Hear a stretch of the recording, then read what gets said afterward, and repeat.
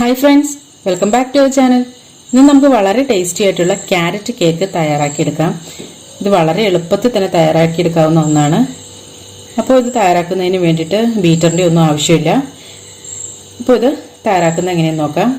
Carrot cake തയ്യാറാക്കുന്നതിന് വേണ്ടിയിട്ട് ഒരു മിക്സിയുടെ ജാറിലായിട്ട് 4 മുട്ട പൊട്ടിച്ചു വയ്ക്കാം. ജാറ് നല്ല ഡ്രൈ ആയിട്ടുള്ള ജാർ എടുക്കാൻ ശ്രദ്ധിക്കുക. അതുപോലെ ഇത് ചെറിയ മുട്ട ആയതുകൊണ്ടാണ് കേട്ടോ 4 എണ്ണം എടുത്തത്. വലിയ മുട്ടയാണെങ്കിൽ 3 മുട്ട എടുത്താൽ മതി കേട്ടോ. അതുപോലെ മുട്ട റൂം ടെമ്പറേച്ചറിലുള്ളതായിരിക്കണം. ഫ്രിഡ്ജിൽ വെച്ച മുട്ടയൊന്നും ഉപയോഗിക്കരുത്. ഫ്രിഡ്ജിൽ വെച്ചിട്ടുണ്ടെങ്കിൽ ഒരു മണിക്കൂർ മുമ്പേ, നമ്മൾ കേക്ക് ഉണ്ടാക്കുന്നതിന് 1 മണിക്കൂർ മുന്നെങ്കിലും എടുത്തു വെക്കണം കേട്ടോ. ഇതിലേക്ക് 1 ടീസ്പൂൺ വാനില എസൻസ് ചേർക്കാം.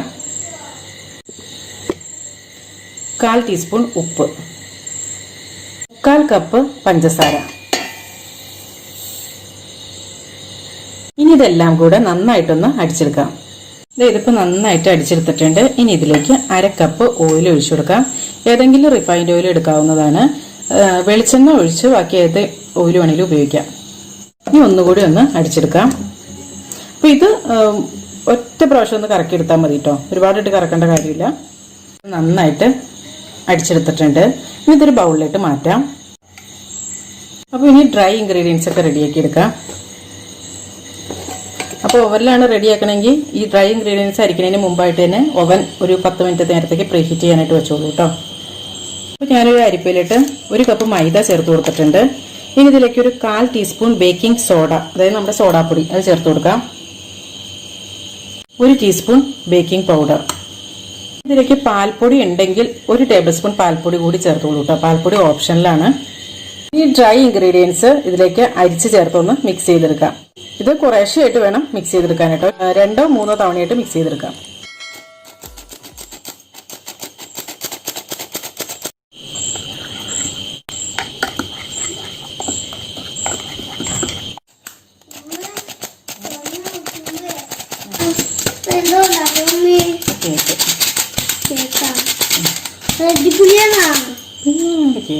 അടിപൊളിയല്ലേ കേക്കല്ലേ ഉണ്ടാക്കണത്. അപ്പൊ ഒരു ഫ്ലേവറിന് വേണ്ടിയിട്ട് 1 ടീസ്പൂൺ സിന്നമൺ പൗഡർ കൂടി ചേർക്കാം കേട്ടോ. ഇത് ശരിക്കും അരിക്കുമ്പോൾ അതിന്റെ കൂടുതൽ അരിച്ച് ചേർക്കേണ്ടിയായിരുന്നു, ഞാനത് മറന്നുപോയത് കേട്ടോ. ഇതിലേക്ക് 1 കപ്പ് ഗ്രേറ്റ് ചെയ്തെടുത്ത ക്യാരറ്റ് ഇട്ട് കൊടുക്കാം. ഇനി ഇതൊന്നുകൂടെ ഒന്ന് മിക്സ് ചെയ്തെടുക്കാം.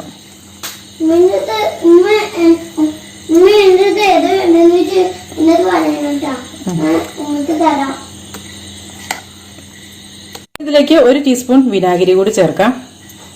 ഇതൊന്നുകൂടി ഒന്ന് മിക്സ് ചെയ്തെടുക്കാം. ഒരുപാട് നേരം ഒന്നിട്ട് മിക്സ് ചെയ്യരുത് കേട്ടോ. ജസ്റ്റ് ഒന്ന് മിക്സ് ആവാമുള്ളൂ. അപ്പോൾ ഞാൻ ഈ പാത്രം ആദ്യമേ തന്നെ ഗ്രീസ് ചെയ്ത് ലൈൻ ചെയ്ത് വെച്ചേർന്നതാണ്. അതായത് ഇതുപോലെ ബട്ടർ പേപ്പറൊക്കെ ഇട്ട് വെച്ചേക്കാണ്. അപ്പോൾ ഇതിനകത്തേക്ക് ഒഴിച്ചു കൊടുക്കാം. അപ്പോൾ ഇതിങ്ങനെ സാധാരണ മൈദ ധൂവിയും ഒക്കെ നമുക്ക് ഉണ്ടാക്കാം കേട്ടോ. ആ ഒരു മെത്തേഡിലൊക്കെ ഉള്ളതൊക്കെ നേരത്തേക്ക് അപ്ലോഡ് ചെയ്തിട്ടുണ്ട്. അപ്പോൾ ഇത് ബാറ്റർ ഇതിലേക്ക് ഒഴിച്ചു കൊടുക്കാം. അപ്പോൾ ഇതുപോലത്തെ ഒരു സ്പാച്ചിൽ ഉപയോഗിച്ച് ഒഴിച്ചു കൊടുക്കുകയാണെങ്കിൽ എല്ലാ സൈഡിൽ നിന്നൊക്കെ നല്ലപോലെ വടിച്ചെടുത്ത് വയ്ക്കാൻ പറ്റും കേട്ടോ. ഇനി ഇതൊന്ന് ടാപ്പ് ചെയ്തെടുക്കാം. അപ്പോൾ ഇന്ന് ഞാനിത് തയ്യാറാക്കുന്നത് കുക്കിംഗ് റേഞ്ചിൽ വെച്ചിട്ടാണ് കേട്ടോ. അപ്പോൾ ഒരു 180 ഡിഗ്രിയിൽ ഒരു 35 മിനിറ്റ് ഒന്ന് ബേക്ക് ചെയ്തെടുത്താൽ മതി. അപ്പോൾ നമ്മൾ ഇതിന് മുമ്പ് തന്നെ സാധാരണ, അതായത് നമ്മൾ ഗ്യാസ് സ്റ്റോപ്പിലൊക്കെ എങ്ങനെ ഉണ്ടാക്കണേന്നൊക്കെയുള്ള ഒരുപാട് വീഡിയോസ്, കേക്കിൻ്റെ വീഡിയോസ് ഇട്ടിട്ടുണ്ട്. അപ്പോൾ അതുകൊണ്ടാണ് ഇന്ന് ഞാൻ ഓർത്തു ഇതിനകത്ത് ഒരെണ്ണം ചെയ്ത് കാണിക്കാം. ഇത് ആദ്യമായിട്ടാണ് ഒരെണ്ണം ഇങ്ങനെയുള്ള വീഡിയോ ഇട്ടേണ് കേട്ടോ. അപ്പോൾ അതാ നമ്മുടെ കേക്ക് റെഡി ആയിട്ടുണ്ട്. അപ്പോൾ ഞാനിതൊന്ന് കട്ട് ചെയ്തെടുക്കുകയാണ്. അപ്പോൾ ഞാനിതിനകത്ത് കുറച്ച് ഈ 1/4 കപ്പ് പഞ്ചസാര, നമ്മൾ ഫ്രോസ്റ്റിംഗ് ഒന്നും ചെയ്യാനുള്ളതുകൊണ്ടാണ് കേട്ടോ 1/4 കപ്പ് ഇട്ടത്. അപ്പോൾ നിങ്ങൾ ഇതിൻ്റെ മുകളിൽ ഫ്രോസ്റ്റിംഗ് ഒക്കെ ചെയ്യാനുണ്ടെങ്കിൽ 1/4 കപ്പിന് കുറച്ചൊന്ന് കുറച്ച് കേട്ടോ. ഒരു 1/2 കപ്പിലും കുറച്ച് കൂടുതൽ, 1/4 കപ്പ് തികക്കി വെച്ച് വേണ്ട, അങ്ങനെ എടുത്ത് വെച്ചാൽ മതി. കണ്ടില്ലേ, ഇത് നല്ല സോഫ്റ്റ് ആയിട്ടുള്ള നല്ല അടിപൊളി കേക്കാണ് കേട്ടോ. അപ്പോൾ ഇതെല്ലാവരും ഒന്ന് ട്രൈ ചെയ്ത് നോക്കുക കേട്ടോ. എന്നിട്ട് നിങ്ങളുടെ അഭിപ്രായങ്ങളും നിർദ്ദേശങ്ങളും ഒക്കെ കമൻസിലൂടെ അറിയിക്കുക.